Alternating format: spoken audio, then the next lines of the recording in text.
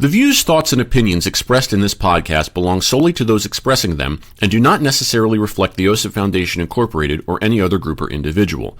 This podcast may contain dialogue or subject material that could be considered for mature audiences only. All aspects of how you play the game and the OSIP Foundation Incorporated are protected by copyright and other state and federal intellectual property laws. Unauthorized use without the express written consent of the OSIP Foundation Incorporated is strictly prohibited. If you're interested in sponsoring How You Play the Game, please email us at podcast@osipfoundation.org. Your sponsorship may be tax deductible.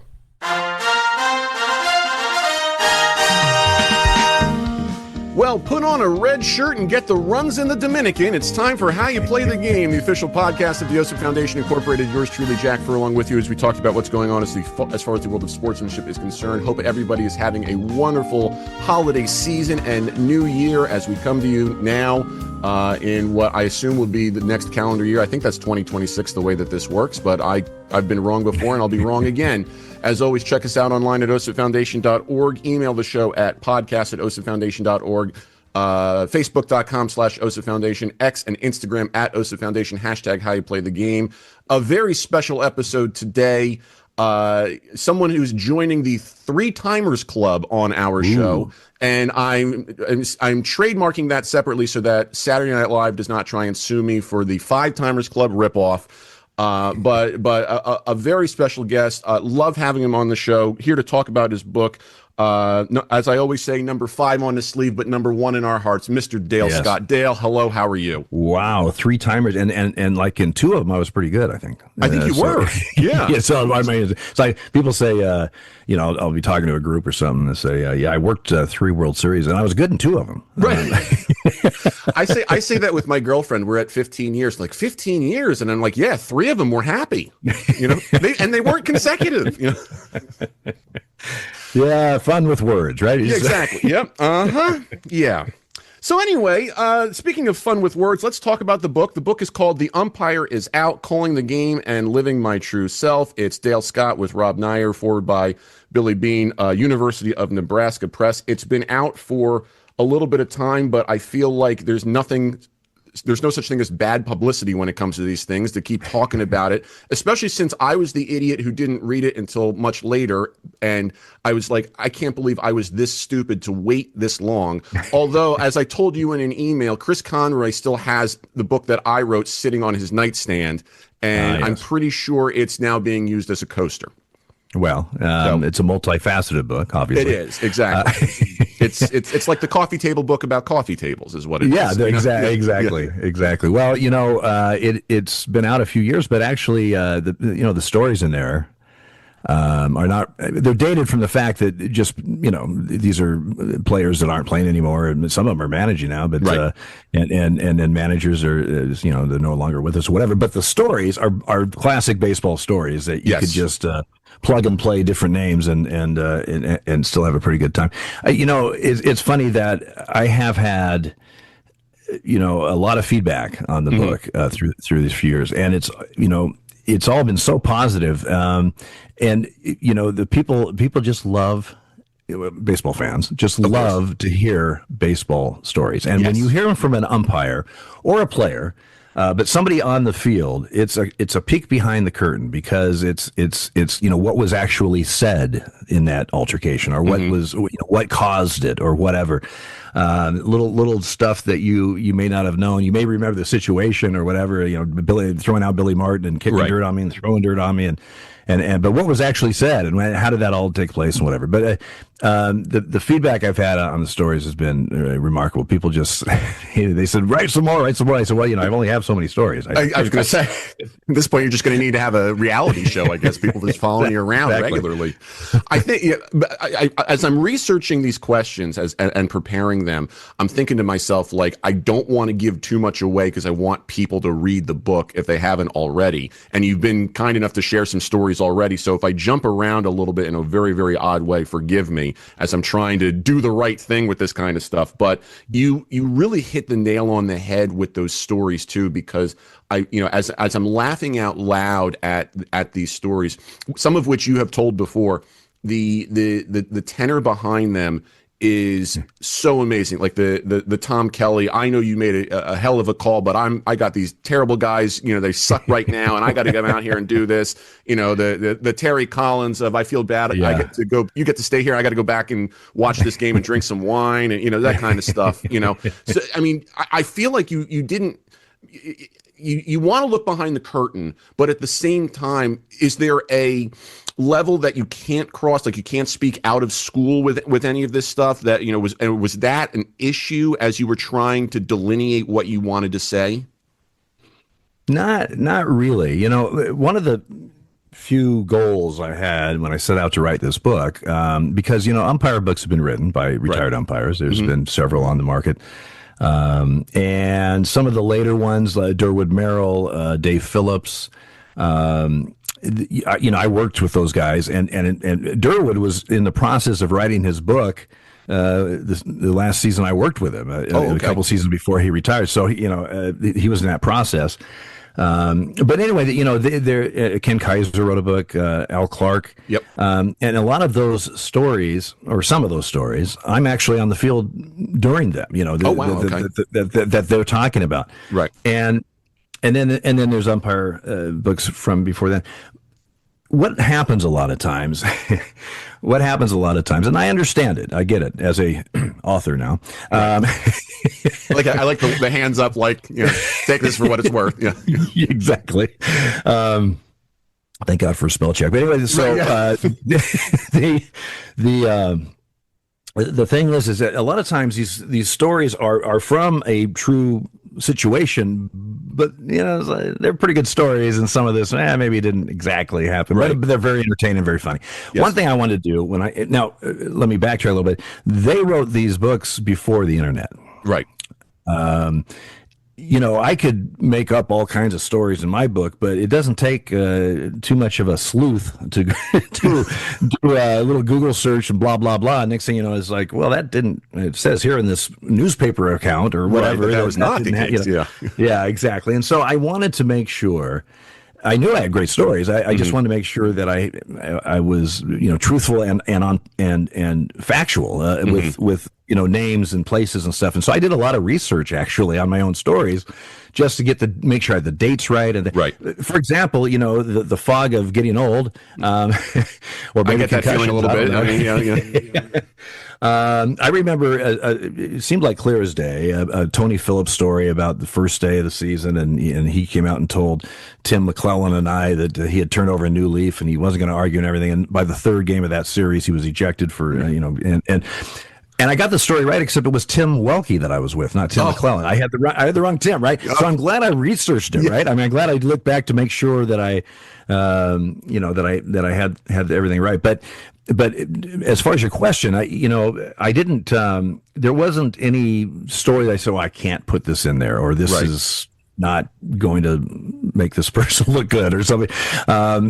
Because they're just truthful. This is what happened in my journey on the diamond for 32 plus years, or 37 if you count minor league. So that's that. I never was leaving something out or something to protect anybody, but I did delve into and make sure I had dates right and players correct names and this and that, because it would, as you get older and go through you work over 4,000 games. Oh yeah.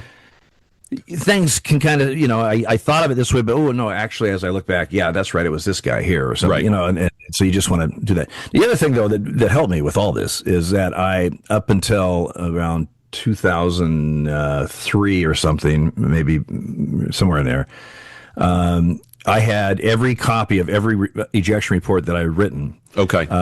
With both in the minor leagues and the big leagues. I think I might have missed a couple minor league ones, but I had the bulk of them anyway. Then we went electronic, and I asked the league office. I said, "I'm writing this book. Can you send me all the electronic?" And they said, "Sure. Just don't make us look bad."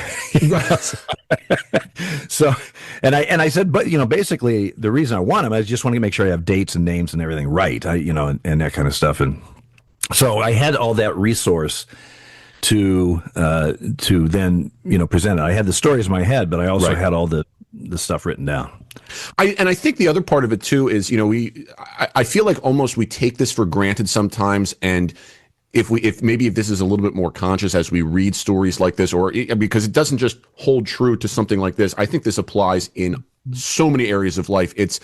I'm telling a story. It's from my perspective. It's my experience. And I think you actually wrote it a couple of times. And like, I'm sure that the other person will tell it a little differently or something like that. Like, it's almost like we need that stapled on our forehead sometimes as we go through life, you know? Yeah. Yep. Yeah. And I mean, let's face it, a lot of these stories were because somebody disagreed with a call, so they probably saw it a completely different way than I do. True. That's very true. Yes. So it's not, they don't care that you had the best angle, you know? Well, you know, one thing that I've said that it gets a laugh, but I kind of believe it, is when somebody will ask me, hey, what's the biggest call that you blew? What's the biggest? And I said, well, I don't like that term. Mm-hmm. I like a call that's misunderstood. It's not a blown call; it's a misunderstood call. That's a nice one. You understood I was going to call him safe when he was safe, and I called him out. So you misunderstood exactly what I was going to do. Right. But yeah, it's. You, especially as a sports official, and we're talking about baseball, obviously they see things differently than we do. That's why you have the conflict or whatever. Right. And so, yeah, you certainly could have, but it was my book, so they didn't get That's right. Your name's on this. And your picture. I can't believe, It's not Billy Martin on here. That's amazing. No, you're right. You're absolutely right. He's in the index. That's true. That's true.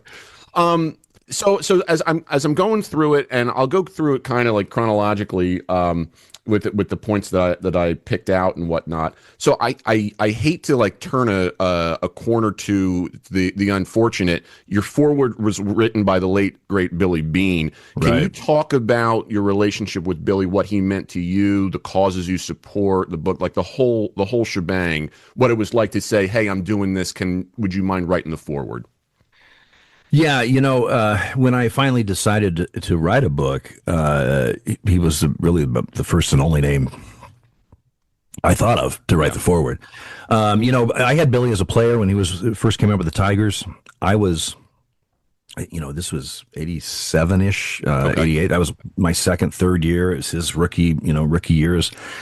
So I don't remember him. He doesn't remember me, and of course, it's like he had told me after the fact down the road, he said, I wasn't going to say anything to an umpire, even if I thought you're wrong, that's not my space, especially when you first come up and you're just trying to prove yourself and all that. But so obviously we had, I'd worked his games, or a few of them, I'm not sure how many, but we never knew each other. Fast forward to when he wrote his book, and he came out publicly in the late 90s, wrote his book, which I believe came out in 99, right in there, 2000. That sounds about right, yeah.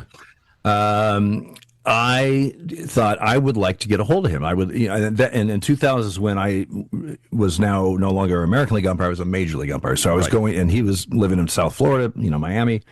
Now I'm going to Miami as an umpire. So I thought I would love to get a hold of him and have lunch and just talk, because this is, I think, he obviously didn't know I wasn't out yet. Right. And, it would have been very interesting. And that's exactly what I did. I don't even remember how I got a hold of him.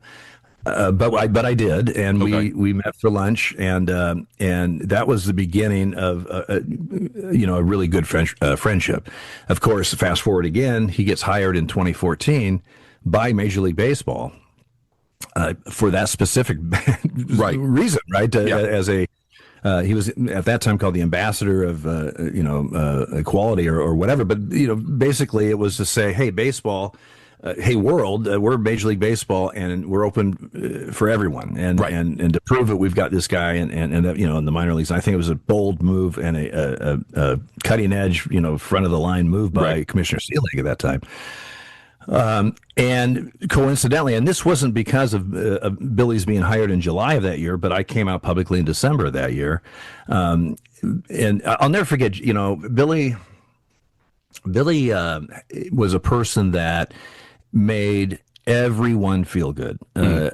he didn't, he could be talking with billionaire owners, or he could be talking with, somebody that's just trying to scrape and, umpire or, play baseball or whatever. I mean, it doesn't matter who it was. When you talk to Billy, he wasn't some guy on a pedestal or something. Right. He was just a guy just talking. And I remember when I came out in December of 2014, which is a few months before any games were being played, and that spring in March of 15, I'm in Phoenix for spring training. Billy was making the rounds. He was going to be in town a few days. He goes, "Hey, let's do dinner," which we did. And I'll never forget the advice he said. He goes, and I told him about how, it was a media whirlwind in December for about a day and a half. And then, of course, they went off and chased something else. Right. Yeah, that's how it works. Yep. Some other shiny object, which is fine. But right before spring training, I did have a few contact me. I remember Brian Gumbel's show on HBO, producer from there, and the USA Today, and it was one other. And they said, we'd like to do a story, spring training. I said, you know what, guys? Nothing's changed since December. I'm still gay. Mm-hmm. I said, if that changes, I'll let you know. But then you'll have a scoop. Yes. But I said, I said, if you'd like to interview me after this season, and how did the first season go with you publicly now out, and how was it different, whatever. I said, but right now it's the beginning of spring training where every ball club thinks they've got a shot at the World Series, and the focus should be on them. And not, it's a non-story. I'm still gay. Right. that's all I got to report. That, yeah. And Billy told me, he goes, that is exactly what you should do. He goes, Dale, what you need to do now is just do what you've been doing for the last 20 plus years or whatever it was at that time. Go out and do your job. Just go out and do your job, because and in the interviews and stuff in December that I was getting was, what do you think it's going to be like? Players and managers and I said, I don't know. We'll find out, but I'm pretty sure they're much more interested in me getting pitches and plays right than what I do after the game's over, right? Yeah. So, and that's exactly how it played out. But Billy had that advice of just and he always throughout the years since then, during the season, I might see him in New York when I was there. Of course, he was traveling a lot too. Once in a while, he would maybe be in a city that I was in. But what he did do is he would just out of the blue maybe give you a call, just, hey, what's up? Just I'm about to catch a plane, so and so. I just want to see how you're doing, and just he always gave you that confidence, and that his whole thing was not just me specifically, but you belong here. Yeah. Baseball is don't listen to noise or whatever. This is what you're doing, your visibility, just the fact that you're out and now you're doing your job day in and day out and doing it as well as you can. And this and that. He goes, that's the best thing we can do. Yeah. After I retired, he had me go to Anaheim, their first Pride night ever. I was there as one of the speakers for a pregame thing and stuff. He kept me involved. It was such a loss. With Billy, I just talk about somebody way too young. So talk about somebody that is so valuable for the community. When I was doing my book tours, signing books, I would have people come up and several mentioned Billy because that was kind of the first.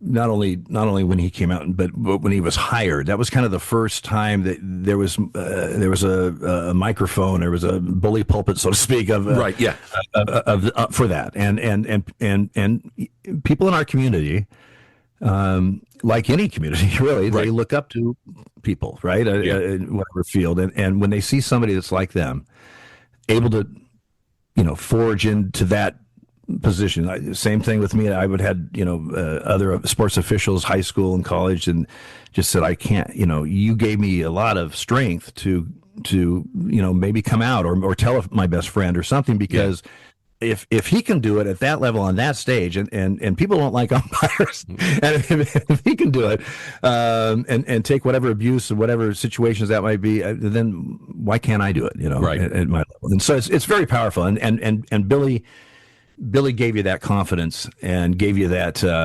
that internal spirit to say, hey, you know what? I can't do this. Yeah, yeah. It sounds like, Billy was the type of guy who, as you were talking about how he was hired by baseball for the inclusion and whatnot, he gave off that vibe of, as baseball is welcoming you in, because philosophically we should already be at this equality level. There's Right. this is just the practical way to try and get to that. It's not, like you said, it's not about him being on a pedestal. It's not about I deserve special treatment. It's we're all in this together. We're all, Right. we want safety, we want equality. I mean, I can come up with as many different words as possible here to kind of keep saying the same thing, and it just sounds like that's what you described with Billy, and really kind of it's not. It sounds so inspiring to hear that, because it sounds like you've kind of taken up the mantle a little bit. It's inspiring for me to hear that as well. Well, I got all kinds of over 200 responses this is when I first came out before the book. Right. Because in the article that I came out, there was I had a email address for that. All positive stuff, but I remember again in the interviews I did and in some of the responses I got, I said, someday I hope someday this is not even a story, right? Yeah. This is it's a story now, because anything that's a first, and that type of stuff. But the goal is that who cares, right? Yeah. The goal is, can you do the job? Yes. Can you hit the baseball? Can you call it pitches? Whatever. That's what we want from these, from umpires and from players Right. and stuff, and all this other stuff really has zero to do with it. But you can't take away how somebody that's a role model in your specific field or whatever it is that can inspire people that you'll never meet. Yeah. People that you will never meet, you'll never hear from. I heard from a lot, it seems like, but that's Billy. It's another thing Billy told me. He said that's the tip of the iceberg, Dale. The iceberg that's under the water that you don't see and you will never see and probably never ever even hear. Well, for sure, never hear from. Right. But you inspire them in some way. And the correspondence that I did get was that now. After I wrote the book on this book tour, I gave you two quick examples. I was in Sure. San Francisco for their Pride Night, and I was autographing books before the game.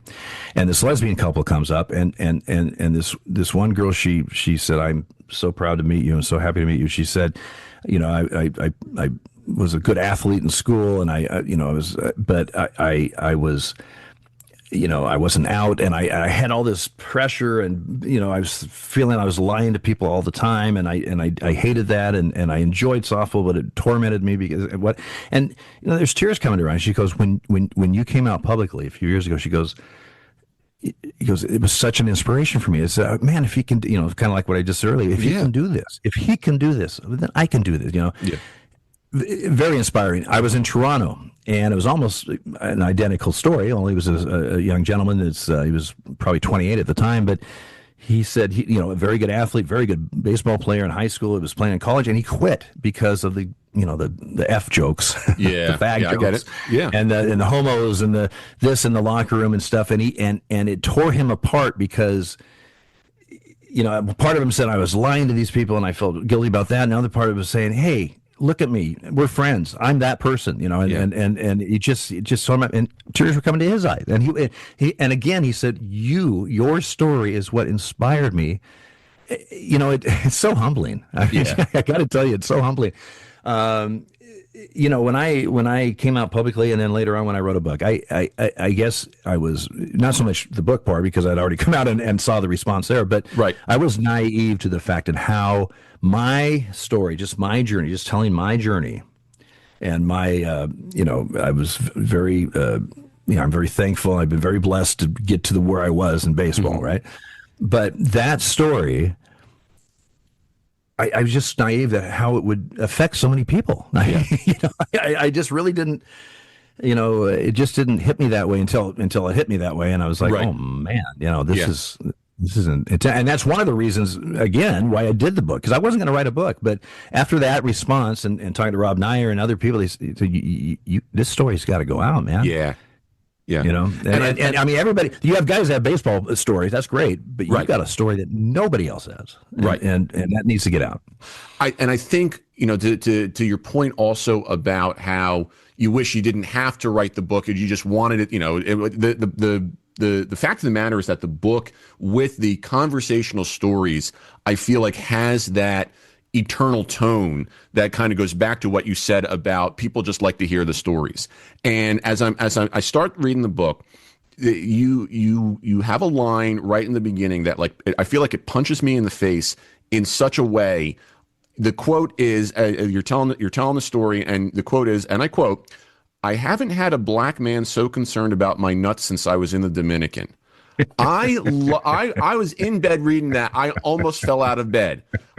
I mean, first of all, that needs to be the title of the sequel to your book, okay? And I will do whatever I need to. But now, how important was it to you to set the tone with something so conversational to draw people in? Like, was that any part of your thinking, or was that just like, I got to set the tone with that, you know, particular chapter, and this story is going to go perfectly right here? Well, I got to tell you, thank you to Rob Nyer, who is the one that kind of set up how the story was going to be in the book, the chapters and you know, the progression stuff. And I joke that, you know, there's not a lot of books out there where my opening chapter is talking about my balls. Okay, yeah. I'm just saying, you know, about the author's ball. You know, I mean, yeah. You know, again, one of the things I said earlier about when I set out to write this is to be honest and factual. The other thing is to be funny, because I've been told I'm funny. Some people don't think my calls are that funny, but that's who I am. And my husband Mike said, the book's got to be funny, Dale, it's not you. You know. Yeah. Now that's easier said than done. You think you've said something funny, and then I don't know, how do they interpret it? Or, you know, I was playing in Peoria, but that was an absolute quote, true line, and it was the reason it was in there because it happened. And by the way, Scott Barry was one of the umpires, one of the AAA umpires. He hadn't even had a job yet. Right. Who to this day says could have been the funniest, most random line I've ever heard in my life. If I ever meet Scott, I'm sure I'm gonna. Hey, how are you? Let me tell you this quote. You know, just see what happens. But one of the reasons I said it, it's kind of like later in the book when I was talking when I was in the big leagues and where the Supreme Court struck down the sodomy laws. Mm-hmm. And I remember in Texas, Jimmy Joyce and Laz Diaz, I think Jim Reynolds, the game was over, and Jimmy said, what are you going to do tonight? And I said, again, talking about random, I said, well, the Supreme Court just did a landmark decision, took out sodomy. I said, I might just go out, you know, and they're laughing. But the reason sometimes I said these things is because, again, talked about it in the book, but is when those shields came down, and you know, when you're working with guys that know you're gay, but you haven't confirmed that you're gay, so it's eggshells. They don't want to say the wrong thing. They don't want to do anything that'll offend, especially when you're the crew chief. You know, you're the senior guy, and they're like, Once it was like, and Ron Kolpik, I give him credit for that. He said, you know, at that dinner one time, he said, "Okay, Chief, let's just get the elephant out of the room. You're gay. We know you're gay. We don't care. Let's move on. We want to bust your balls. We want to have some fun this year and not be." And he was absolutely right. And so those lines that I just talked about were kind of, not only were they, I thought the timing was funny and pretty good, but the point is, I'm like you guys, right? I mean, as far as let's have fun, and you know, you're looking at some broad, and I'll go, oh yeah, well that's not bad if you didn't, you know, if you were blind or but the point is, you're busting each other. You know, it's having fun through, and if I can make fun of who I am, right, and show that it's not, it's okay. We're all here together. You know, it's all okay. Then that gives them, you know, a sigh of relief, and they don't have to worry about every word or how they phrase things or whatever. And so, but that line that you're talking about is in chapter 1. Yes.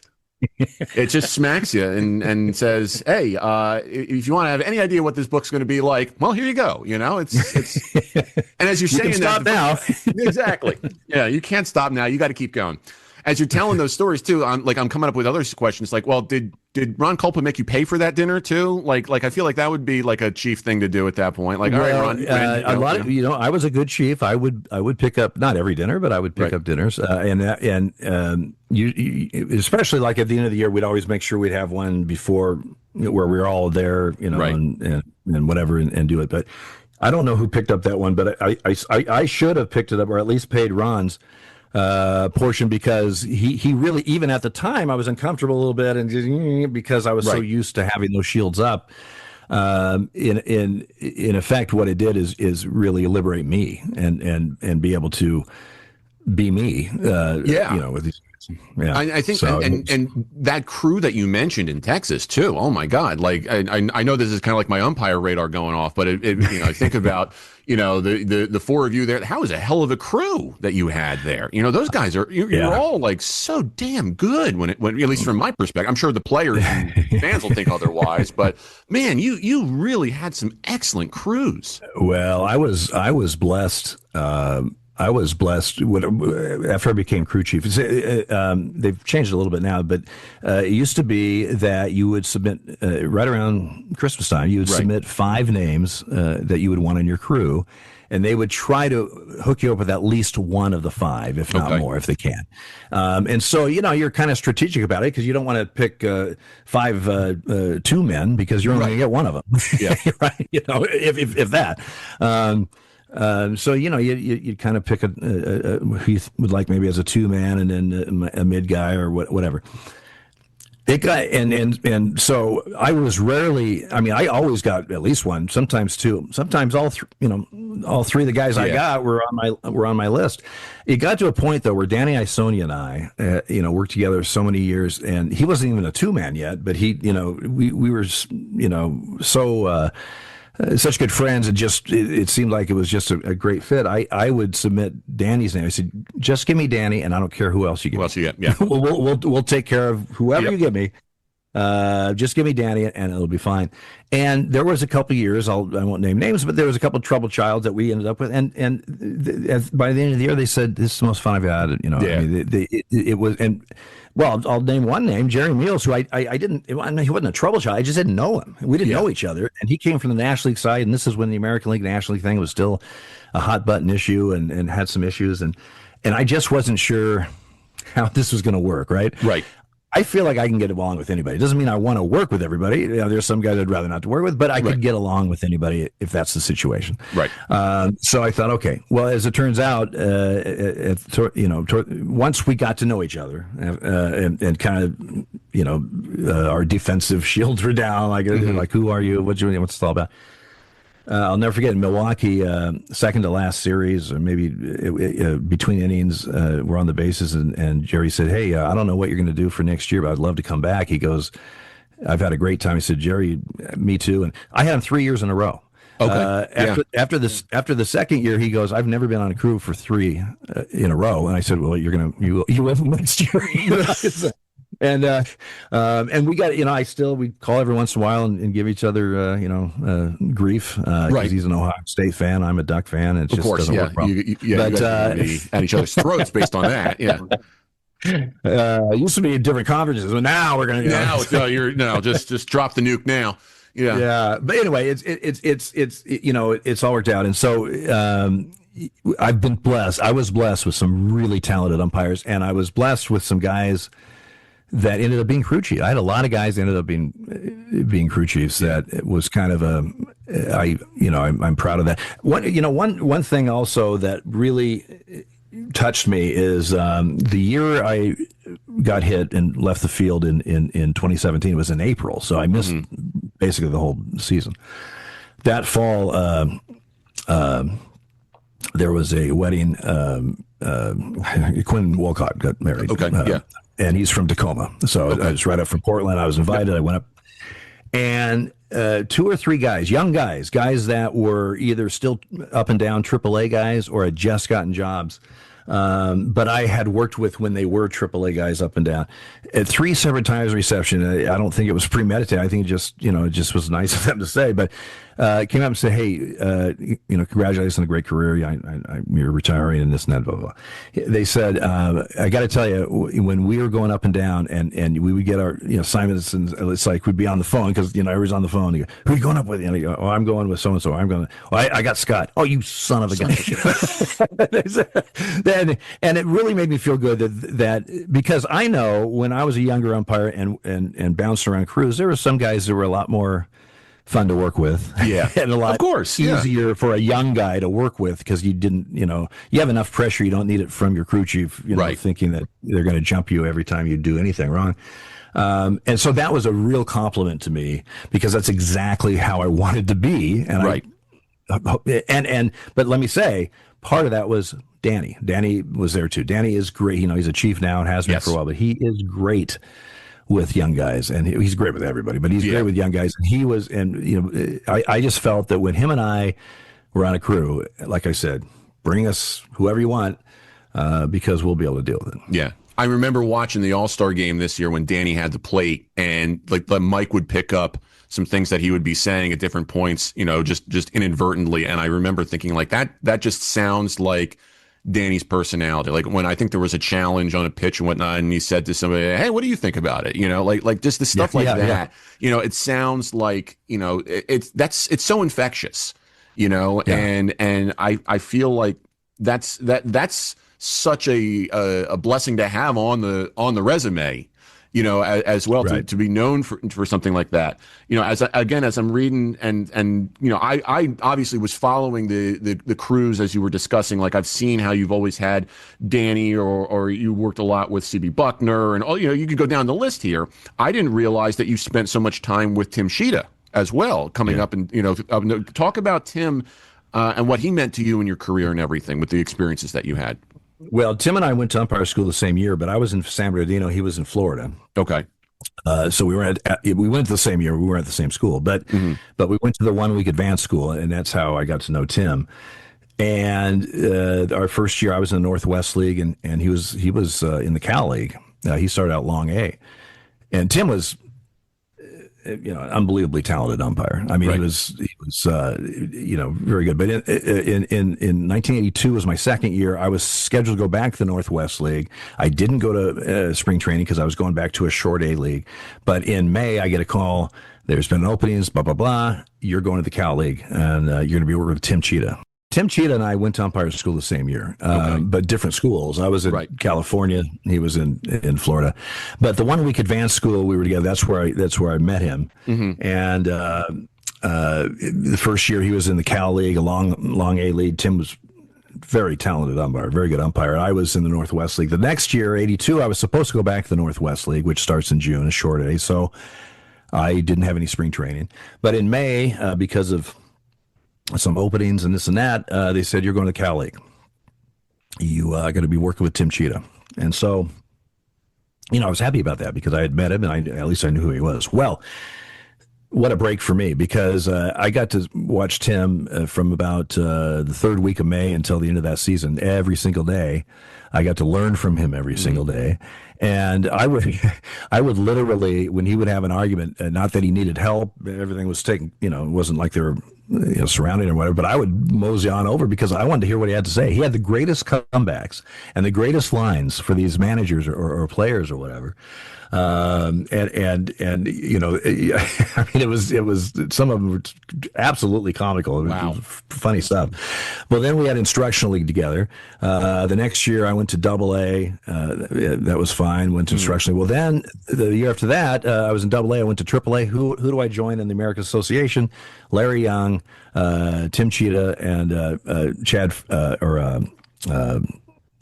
Fairchild, Matt Fairchild, who never made it, but that was the crew, right? And Matt went on to have a career as an actor, and you see him in commercials every once in a while. Oh, really? It's Okay. pretty funny. Yeah, exactly. Anyway, so I had Tim there in AAA, and again, I learned from him, and I loved just how he handled himself in situations and the things he said, and how he did stuff. Then next thing you know, we're in the Dominican together, which was that's a whole other book, Right, yeah. I mean, I give it a chapter, but it's I mean, I could go on and on, but again, learned a ton of stuff from him. Fast forward to our first American League spring training together or it was the second spring training in '86. But there's two openings. Tim and I are third and fourth on the depth chart, so to speak. So I'm figuring, well, the two openings will go to the two guys ahead of us. Tim and I will move up, and we'll get a ton of games this year filling in, right? Right. Well, they gave us the job. They just bypassed those two and gave it to Tim and I with way less success. I had one game in the big leagues, and suddenly out of contract. But we found out later is because the two gentlemen ahead of us were about a decade older, 10 years older than Tim and I. And yes, we were green compared to them as far as game experience, but they felt we had a lot more potential and a lot more years of service, obviously, with that potential. So they went with us. And so Tim and I parallel each other a lot. Yeah. Through the minor leagues. We got hired the same day and the whole thing. We worked our first World Series together in '98. He was on my crew 1 year, the year before he got a crew chief position. So I believe that was 2005. So, we had Tim Cheetah and I paralleled it. Like I said, our careers were, and he's 9 months younger than I am. So we're almost the same age in the whole thing. So everything just seemed to work out. I talked to him every once in a while, via text or whatever. And I was in Minneapolis last summer and we had dinner and I went to the place he works at. We have, a lot of times when I see Tim, even if it's years gone by, it's like we just saw each other last week. Right. It just boom, you just go right back into. I mean, the good bartenders are that way. So it's exactly. So, exactly. As I'm also going through and looking at some of this stuff, again, I'm trying to figure out the right stories to kind of cherry pick and whatnot. You wrote the chapter about Billy Martin, and the big thing for me was the possibility of the hit. Like, can you, without spoiling the book so that people buy it and read it, is that something that you can discuss? Like, I imagine that would have been harrowing. That would have been, again, the words that I would pick would probably not even do it justice. What was that like? That whole shebang. It was odd. I was pulled after I had ejection of him and he threw the dirt and all that stuff. He was suspended and everything. Well, we were scheduled to go back to New York a couple of weeks later, and I don't know, a few days beforehand, I get a call. Dale, you're going to go to Toronto and for Rocky Row. Rocky's going to come down and take your place. And now that wasn't unusual. Sometimes guys said, "Hey, listen." I've got a week off after this series. Can I trade with somebody to get closer to home or whatever? Whatever the situation might be. And they have reasons for that. So I didn't think anything of it, quite frankly. I mean, it was okay. So I went to Toronto and this and that. Fast forward later that season, we went back to New York, and that's when Marty Springs said it was his first full year as supervisor. His third full year. But he said. He told me, he said, the reason you didn't go to New York that time is the league office got a death threat. This is, pre-internet, so it was actually a letter. Wow. Yeah. Remember those days? And it was pretty simple. Just saying if Dale Scott comes to New York, he's leaving in a body bag. Yeah. And I thought that was rude. Fair. What was strange, when I was in New York from then on that year and the rest of that season, the times I went, and then, maybe the next season or so, in the back of my mind, it was always there, kind of just, it never freaked me out, but it was weird. It was like, it was alarming a little bit, just to hear that happened. Yeah. And, then years later, I find out from this book that was written about Billy Martin that he might have been involved in talking about that, and that's something that I can't confirm it. Of course, Billy's long gone when this came out. But I just and in the book I do say that this was such and such book it was in, and this and that, and I'm just throwing it out there. I'm not saying that happened, but I'm not saying it. The actual story really happened. I don't know because I just don't know. Yeah, that's fair. But it was concerning a little bit. Yes. Yes, that is. If you were not concerned, I'd be concerned. Yeah. I think that's a good way to. Well, people have always asked me, when the guys are in your face and then this and that, aren't you afraid that there's going to be violence or they're going to knock you on your rear or whatever? And I said, not that that's never happened. There have been umpires who've been hit. We get that. I've been bumped and spit on and whatever, but it's like I said, no, I'm not worried about it because I'm in the element. This is the element that we're in, that the player's in or the manager's in, and I'm in, and we know that element, and we know the lines, and we know the safeguards, or whatever you want to say. I'm much more concerned when I'm somebody that's some disgruntled fan or something, and I comes to my hotel room or follows me to lunch or something. That not that that's ever happened, but I'm just saying. On the field, no, that's not really a thing. Trust me when I tell you where you need, MLB security is outstanding for everyone, but for players, managers, whatever, but for umpires too. Where I needed it was when I was 15 and 16 and 17 in Eugene, Oregon, umpiring, and have parents and even coaches follow me back to my car and my parents' car, and I was going to slash the tires or all because I called a kid out on strikes or something. It's like that's where you need security. Yes. Why do you think this organization I have exists? Is because of that kind of stuff. Exactly. It's ridiculous. Exactly.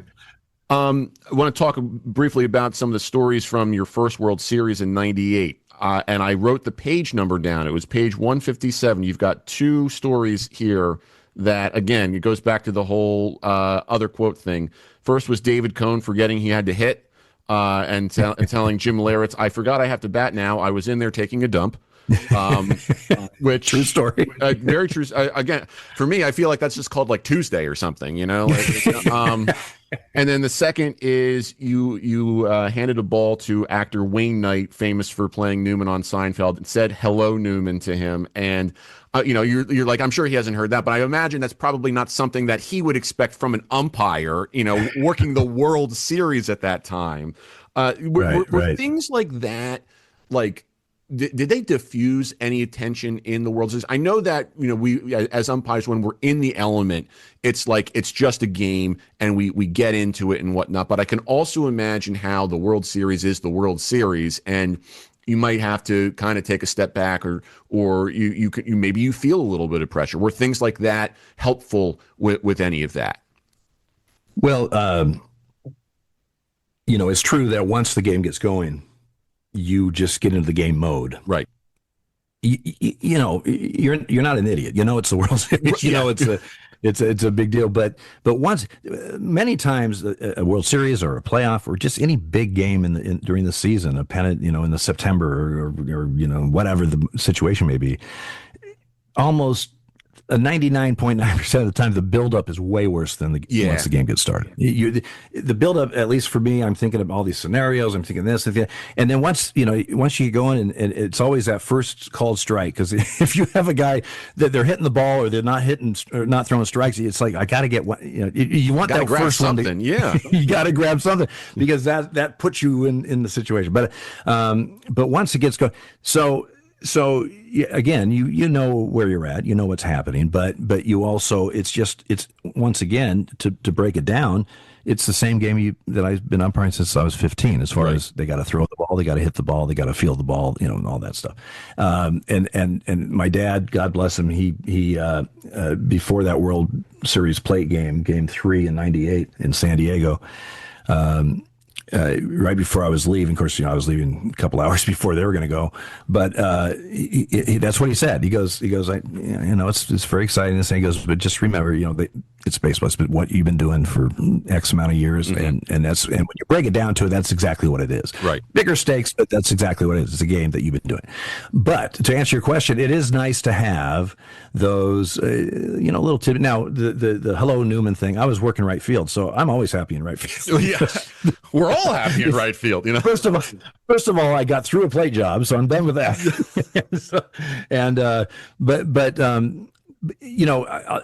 That World Series obviously was my first one, and they were playing at Jack Murphy Stadium or whatever, Qualcomm Stadium, eventually. Whatever. Yeah. Right. Of course, it's no longer there, but it's a baseball stadium, basically.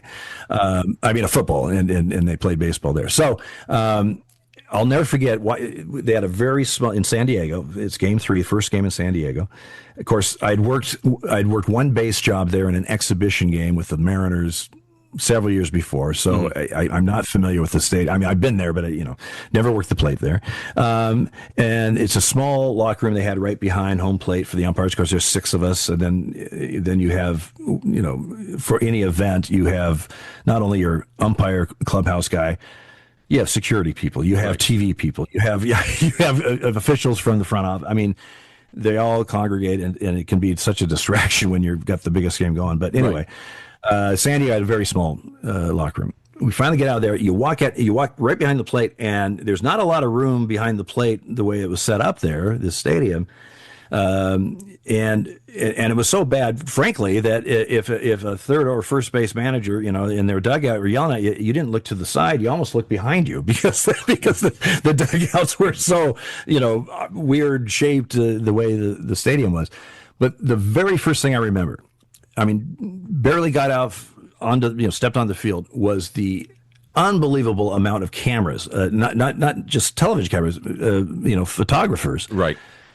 Mounted on this, like it seemed like you were in this gorge with on the east side, all these people, and it was just the way the stadium was set up. It was not a normal baseball type stadium, right? And the first thing I did, I looked at it, I went, "Wow, there's no place to hide here." It was like, and so again, you realize where you're at. You realize this is it. One of the things that umpires we laugh about is you're working the World Series when you look at the out of town scoreboard and there's no games. Right. Yeah. I don't know what the hell's going on. Right. Yeah. I guess it's just us. Yeah. Not putting winter ball up there. What the hell? Yeah. So what's going on, but again, once you get the game started and your juices got flowing, and now you're just you're focusing on that. It really it's in the back of your mind, but it's really you're doing your job, and that's you're used to that. You're used to turning that switch on. Yeah, and that's what it is. One of the cool things about the format of the book is how you perfectly interweave the baseball stories with the personal stories and this, that, the other. I felt like the journey through the chapters was seamless, and as I'm kind of selecting how to look at some of the other stuff, I feel like the best thing that I can do is just to start by saying, you spend a ton of time praising your husband, Mike.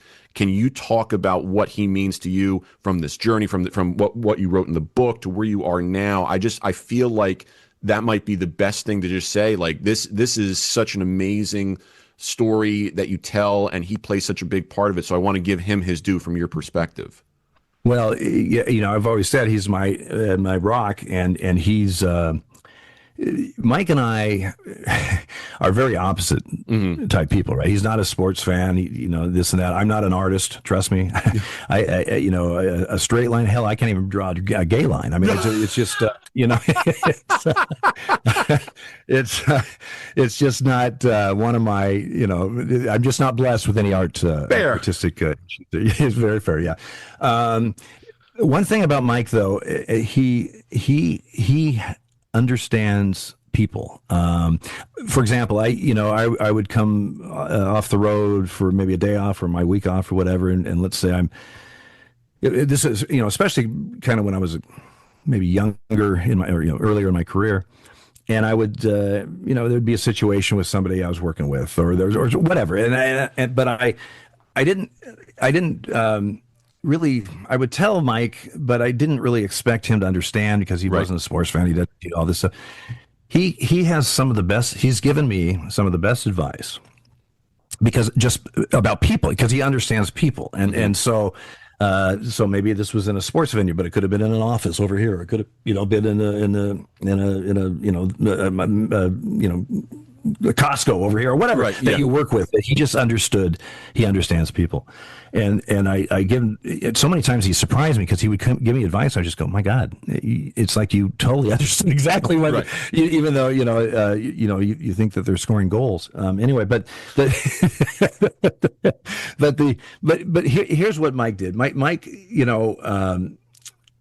when I say my rock, again, especially early in my career, because I didn't get home as often because when I was a crew chief, I could we picked our schedules, a whole thing of schedules. I would always pick West Coast schedules, and you'd be able to get home a little bit more.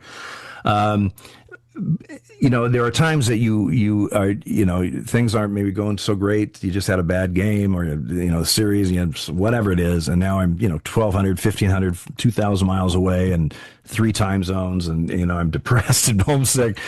And he always had the right thing to say or knew the right thing to pick me up.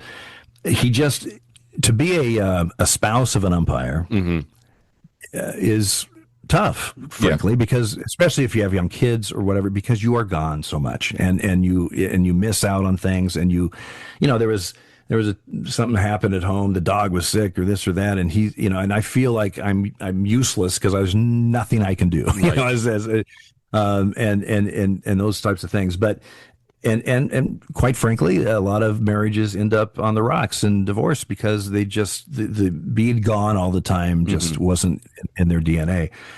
But he, even through the couple times that it was tough, he handled it very well and has handled it very well. And it's just someone that I could always depend on to be there. Even though I wasn't there, right? And so it was, and that's been since day one, right? Right now, my 92-year-old mother has moved in with us in Palm Springs, and we're her caregivers. And I told him, I can't do this alone. I mean, if it's my mother, and Mike loves her dearly, but I said, we got to. Are you really into? I mean, are you? Both feet jumping into this? And he said, absolutely. We're doing this together as a team. And that's exactly what we do. So in so many ways, in and out of baseball, he has been there for me. And I'm glad you say that came from the book that you said, because that's how I wanted it to. I wanted to give him his due because I don't know how many times that poor son of a gun was up at 5 to take me to the airport. Before Uber and all that stuff, and oh my goodness, yeah, and it's just it takes a special person, male or female, a spouse or partner, to navigate the schedule and just the demands of this job. And demands of the job and demands of family life and being there for somebody. And so he has been great through all of that. I'm so happy to hear that. I obviously, I don't know Mike, I know you, and I felt like I just had such a good picture of not just him, but the relationship that you do have, from the stories that you would tell in the book. And it was heartwarming.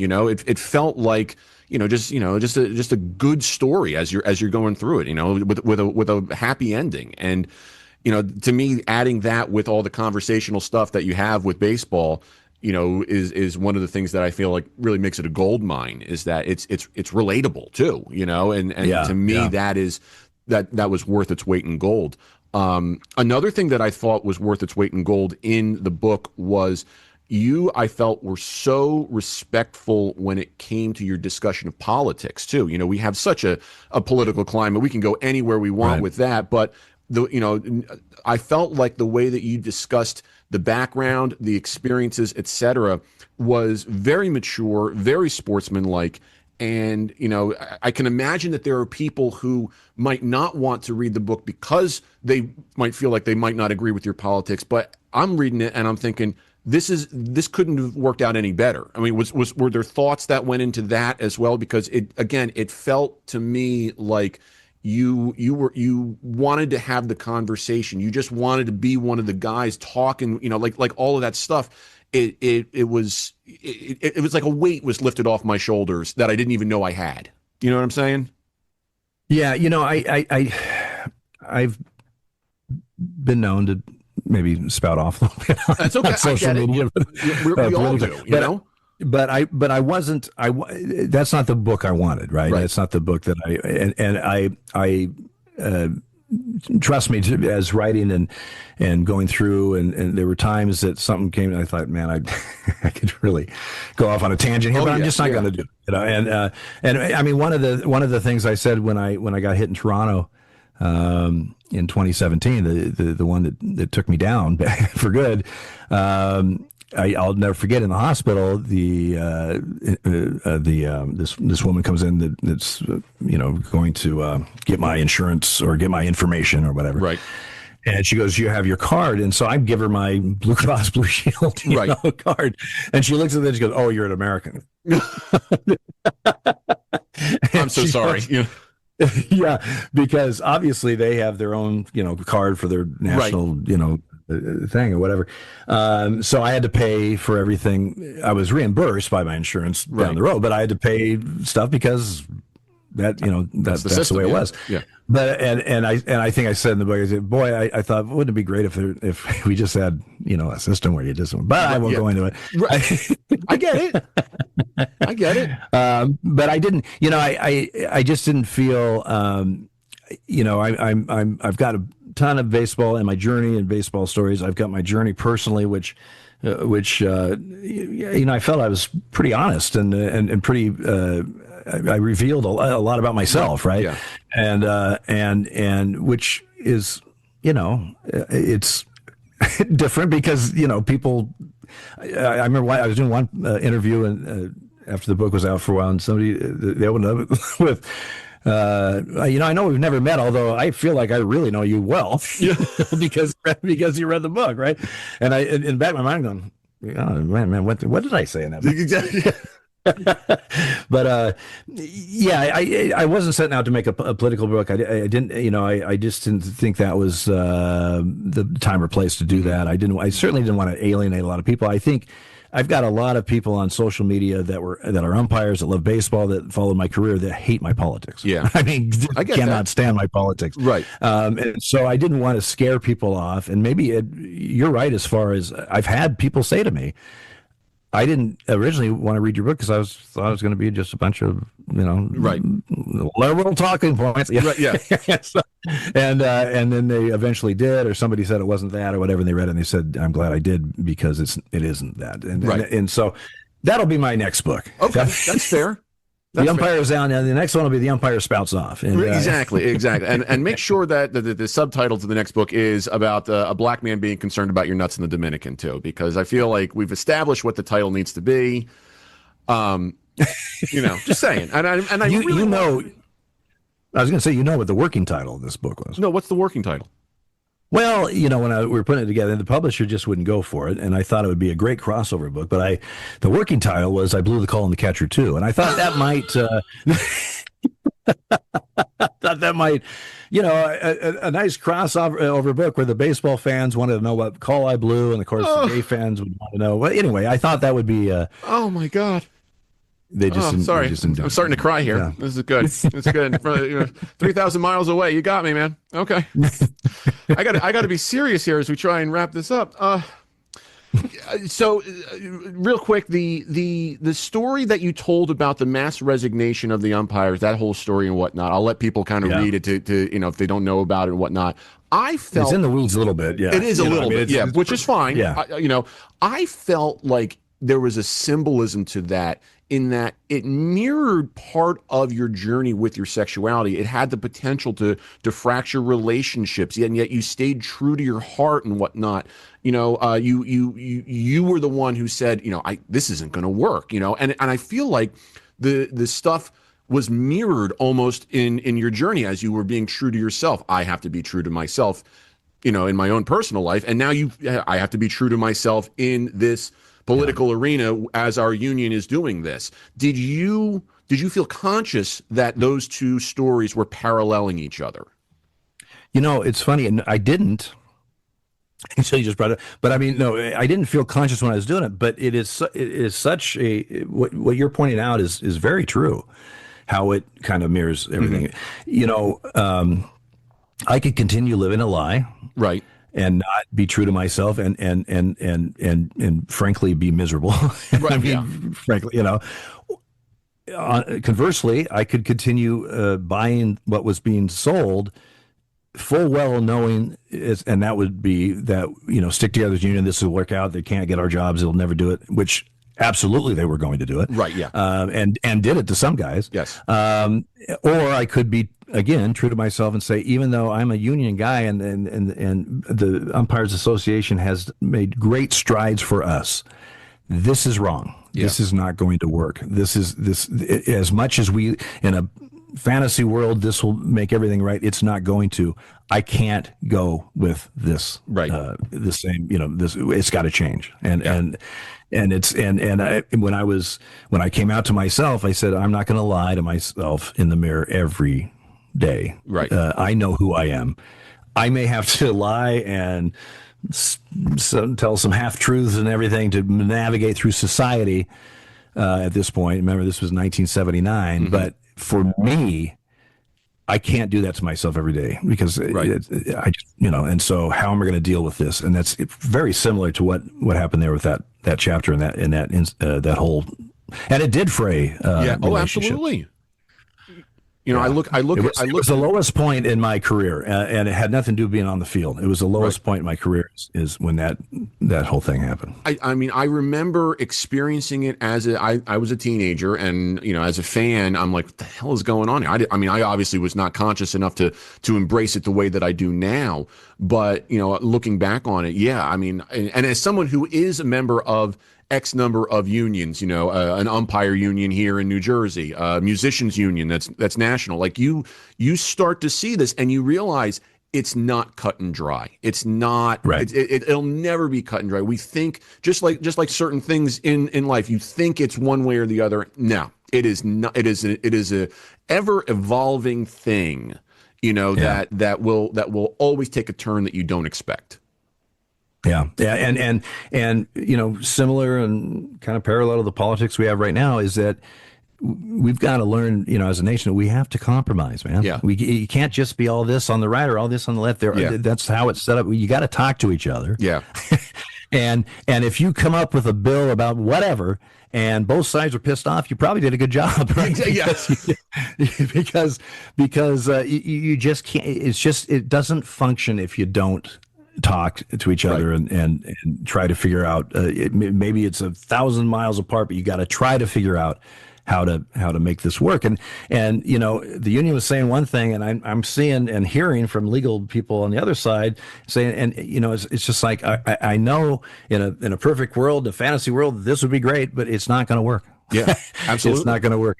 We need to figure this out. I feel like you and I should be doing like two umpires doing a political talk show podcast at this point. Like if you're ever bored and need something else to do, you just let me know, and we'll and everyone will hate us because we're umpires as well. So and which is fine with me. A quick story. I get blasted all the time on online or something. I go, seriously, this is like a day at the beach. This is like a day. This is like another day at the office. I mean, some of the things I've been, ripped apart on national TV in front of millions, and sometimes rightfully so. It's like your words are not going to intimidate or scare me. I mean, it's just, that's what I feel. I feel like that's going to be a new hobby of mine, is just scrolling social media. When I see your stuff and the arguments, just type in like, you guys know, like he's had 50,000 people mad at him over a safe call once, right? Like, disagree with him all you want. I mean, I might disagree with him too. That's fine. I still like the guy. Okay. It's a very unique job as an umpire. That's for sure. You can say that again. I'll walk. I mean, I know that high school varsity is not major leagues, but there are the days that you walk off after 2.5 hours going, where is the closest bar? because this is, everything's relative, though. Yes. I mean, everything's relative. There's pressure when you're working a high school game, and there's pressure in that realm, just like there's pressure at the big leagues. You may be more eyeballs or whatever, but it's all relative. Yes, it is. You're 100% correct. Speaking of, before we wrap up, what is your take on the state of baseball right now as someone who's been out but who's been watching? You know, is there anything that you know? I mean, in the book you've talked about, I've heard you talk before a little bit about the, you know, saying like careful what you wish for when it comes to the challenge system with balls and strikes. What are you thinking and feeling as we try and turn the corner towards 2026 with Major League Baseball? Well, it's here. It's here. You know, it's funny you were talking about Danny Isonia had the plate in the All-Star game in Atlanta.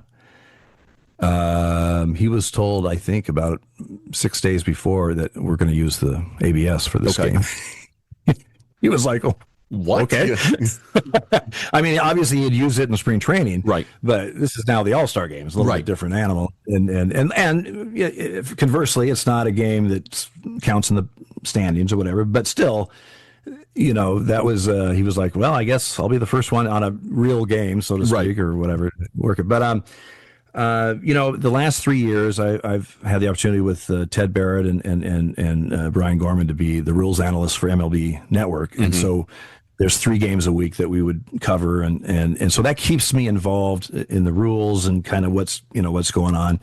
I was second year in a row, I was able to asked to do the live blog for the New York Times and the Athletic during the World Series, and what a series we had this year! Oh God.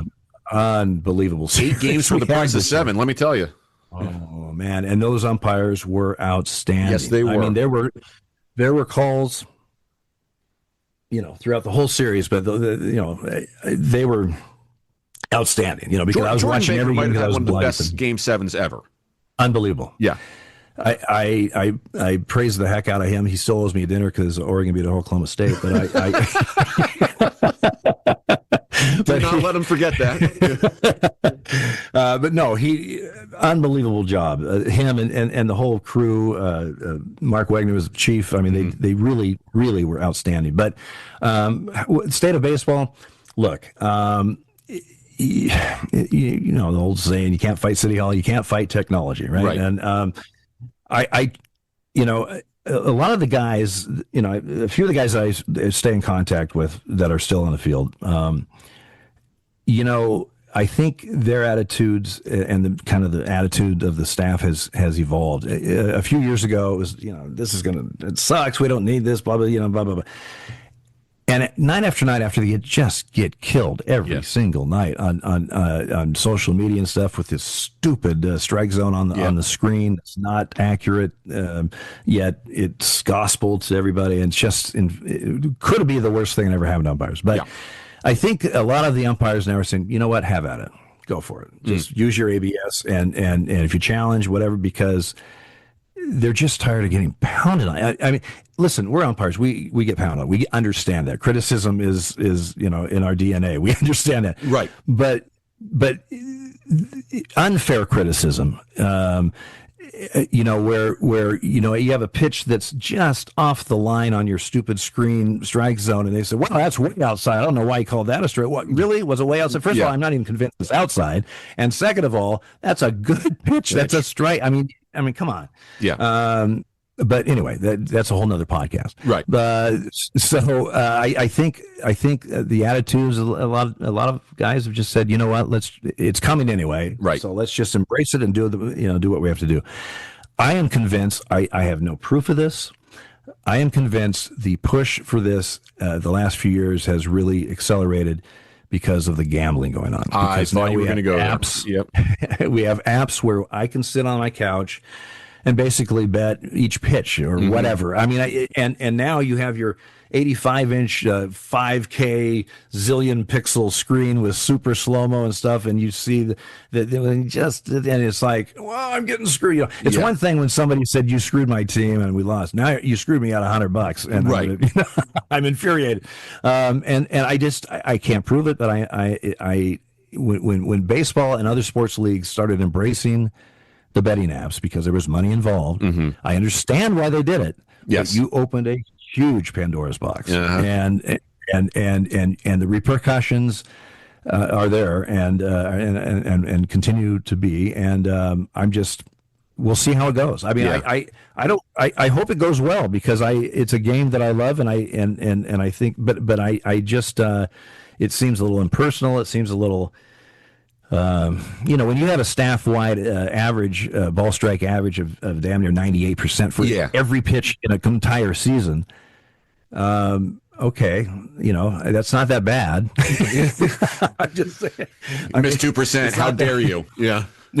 I remember one time an umpire had he missed one pitch in a game. It was during the season. It was one of those ump scorecard things, which again, it's a whole nother podcast. But on social media, you'd see these guys would miss 5 pitches here or whatever, and they would go, "Oh, this guy's terrible." And I said, "Hey, how about a little love for this guy? He missed one pitch." And somebody wrote, "It wasn't perfect." So I'm like, well, you know what? I can't. Okay. What do you say to that? I mean, I don't think the decisions by the manager were perfect. I think there was a guy that made a mental mistake here and this and that. They weren't perfect either, but by God, I feel like it seems a little unfair. You're just arguing with a wall at that point, I think. So yeah. Exactly. I was in Arizona recently, and I went to the Fall Stars game for the Arizona Fall League, and a young guy named Felix Neon had the plate. And they were using the challenge system. He was perfect with the challenges. Both teams exhausted their challenges. He was like 6 for 6. I think he had allowed a challenge that a team didn't have, and I think he went 7 for 7. That's how good he was. And I'm thinking to myself, this is the proof that we need right here. I know we want to get the call right, and that's one of the reasons that I'll back that, because if I miss a call, I want it to be right. I don't care about my ego with that. Let's get the call right. But if we're going to be this good anyway, sure, bring it on. I don't care, The problem is the missed pitch in a crucial situation. Yeah. It's a situational miss. And I miss a pitch in the second inning of the first hitter of a 0-0 game. No one really bats an eye. That same exact pitch in the ninth inning with the tying run on, it is front page news, especially if it's playoffs or something. Right. So it's the situational call. You get it, you even before we had all this stuff, boom, a catcher, again, a 0-0 game with, whatever. Oh, you got that outside? Okay. Whatever. Yep. That same pitch when it's a tying run. Come on, Dale, you got to. I mean, they're much. It's just it's the situation will bring on obviously much more. And so if you miss that situational pitch, it's as far as the public's concerned, you've missed every pitch in the game, right? Or what Right. And so I understand that. Yeah. And I would tell groups, what if we have this? Bases loaded, 1 out. The team out in the field is up by a run. And so the tying run's at first, the winning run at second, bottom of the ninth, and the hitter it's a ground ball, perfect double play ball to the shortstop. I mean, this game's going to be over. Yeah. And it goes through his legs. Do we say, after further review, he usually makes that play, right. so we're going to give him a double play? Of course we don't. He made a mistake, and it happens. And we're bummed, and we're pissed, and we send him down, or whatever emotion you're going to have. But that's what makes it a game. It's what makes it the competitiveness and the overcoming things that didn't go your way or whatever, and all that seems to be thrown out the window. It's here, and so let's just see how it goes, and be careful what you ask for. Is maybe I'm totally wrong. Maybe this will just be smooth and everybody will be happy. But again, we saw it with replay, not pitches, just replay. When that came into effect, and someone would say, "Oh well, now we'll never have arguments again." Really? Yeah. I mean, how many times have you seen that catch, no catch? Yeah, the catch, no catch. That one angle has this, one angle has that. Sometimes there's just play. You just can't tell, and so you're never going to have a perfect, situation. Yeah, you pray that teams are coached to, save those challenges for that situation in the ninth inning. Because if you use all of them in the first inning, I don't know what to tell you, buddy. I'm telling you, you're going to have some discipline from your pitchers and hitters and catchers. But I know some hitters, they would have used the challenge their first at bat. I mean, they'd all be gone. I mean, exactly. And a few pitchers the same way. I mean, they really have to show some discipline because Now challenges are a strategic part of the game, and, Yes. and one that the manager would have to impress, which he can't make, by the way, but he would Right. have to impress on his players. Don't make it stupid challenge. You Yes. know, I mean, so we'll see how it goes. Yeah. Before I let you go, I got to ask you about your Ducks this year. You've got a good game coming up, and pretty decent season. What are you thinking about the Ducks as we roll towards the CFP? I was fortunate enough to go to 3 road games this year. I went to Northwestern because it was an excuse to go to Chicago. Anytime Fair. I go to Chicago, I'm happy. I went to the Whiteout in Penn State, which was a remarkable event to see. I mean, it really was 111,000. It was easy to see the Duck fans. You pick those out really easy. It's very, very simple. And I also went to the Iowa game, which was pouring rain and miserable conditions, but it was fun. I had some friends there. Anyway, the Ducks went 13-0, won the Big Ten last year, and then went to the Rose Bowl, and the game was over about 10 minutes into the first quarter. Right. Just got smoked. Very disappointing. The number 1 seed did not help at all. This year, the number 5 seed, their only loss was at home. I was there against number 1 Indiana. And I got to say, it wasn't because the Ducks blew it. They beat us. Indiana beat us that game. All right, they controlled the line. They won the game. And I don't like the Ducks losing, but at least it wasn't because they threw 3 picks and they should have won or that kind of thing. I would love to have a rematch with them if it works out. If Oregon wins, they'd have to win 2 games, and Indiana would have to win their first game for them to meet. I believe, and that would be. I think that would be outstanding. I can't. It's hard for me to disagree. I feel like. I mean, they'll be. I mean, you know what? They beat us once. Let's try. Let's see if we can get them again. But anyway, to answer your question, I'm going to the playoff game at Autzen Stadium. That's against James Madison. Mm-hmm. If everything goes like it's planned, that won't be a huge challenge. Right. I mean, just personnel wise and everything, nothing against James Madison. And that takes him. Just bore you with this, but Duck fans think of this. If they beat James Madison at home and they keep winning, they have to go to Miami to win, then Atlanta to win, and then Miami to win. Oh. So they've got 3 games. Their next 3 games, if they keep winning, is about as far from Eugene, Oregon as you can get. Perfect. Yeah, the frequent flyer miles are going to add up. Let's put it that way. Yes. The one thing, though, as a fan, man, it's expensive. Yeah. I mean, I know I'm not going to the Orange Bowl on New Year's Day, just because I'm looking into maybe going to Atlanta if they survive the Orange Bowl. Right. But it's expensive. Yeah. It is to make these games, right? Well, I'll tell you. Like I was talking to my girlfriend about this. I said it's expensive to be a fan of any team in any sport now. I mean, we make it a point to say, all right, guess what? We're going to spring training for 2 weeks, and we're going to go to 10 different games in 10 different stadiums. And she's a Red Sox fan, and I'm a Yankees fan, and we're going to just go see games and games and games and games because Lord knows it's going to cost us an arm and a leg just to go to either Yankee Stadium or Fenway Park just for one game. I get it. It's a tough and with the technology to watch on TV, it's very tempting to sit at home now and just enjoy that from the comfort of your own home. It's funny. I was a couple of years before I retired. I was in Cincinnati, and the Red Sox were there. Mm-hmm. And after the game, back at our hotel, I'm in the elevator, and in walks his family, husband, wife with the 2 kids. They're all got Red Sox stuff on, right? And I said, it looks like you guys, went to the game. He goes, yeah. And I said, you just Red Sox fans here in Ohio or something? He goes, no, we're from Boston. He said it was cheaper. It was cheaper for us to come here. First of all, we were able to get tickets, good tickets, whatever. But he goes, it's unbelievable. Wow. The expense, and I think he might have been exaggerating a little bit, but the point was made. It was well made. Is that it's just tough to be a fan. I have season tickets to the Ducks. I have since '89. I enjoy that. That's my hobby. If I have one, and so you're going to put out some cash for that.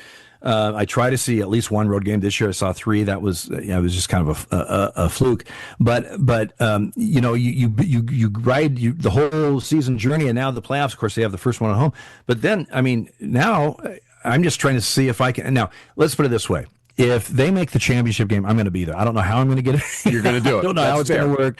I'm going to be there because I know we've been there twice and never won. I know I got to be there for the if they have a shot, but it's not going to be cheap.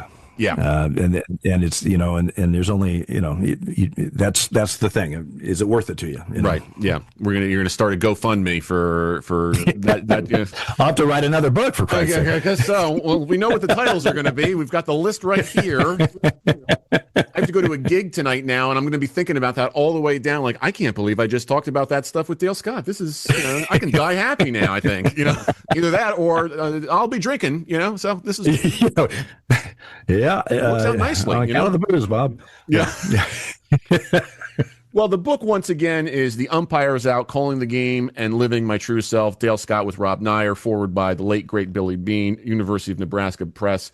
Dale, it's such a pleasure to catch up with you. I hope we can do it more often.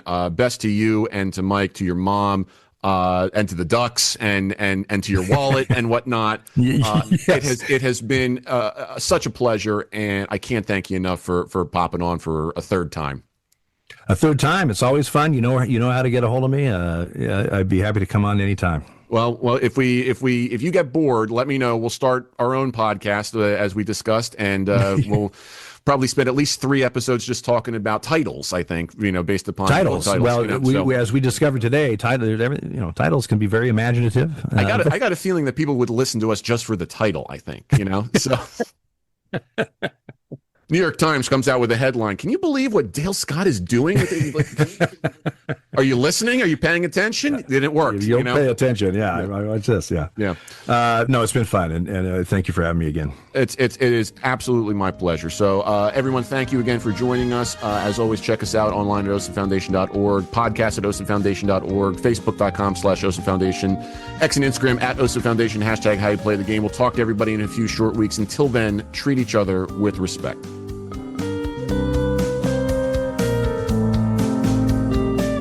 How You Play the Game is a production of the OSIP Foundation, Incorporated. The producer-engineer of this episode is Sean Ryan. Music by Soundspring Studio. The executive producer of How You Play the Game is Jack Furlong. For more information, visit osipfoundation.org.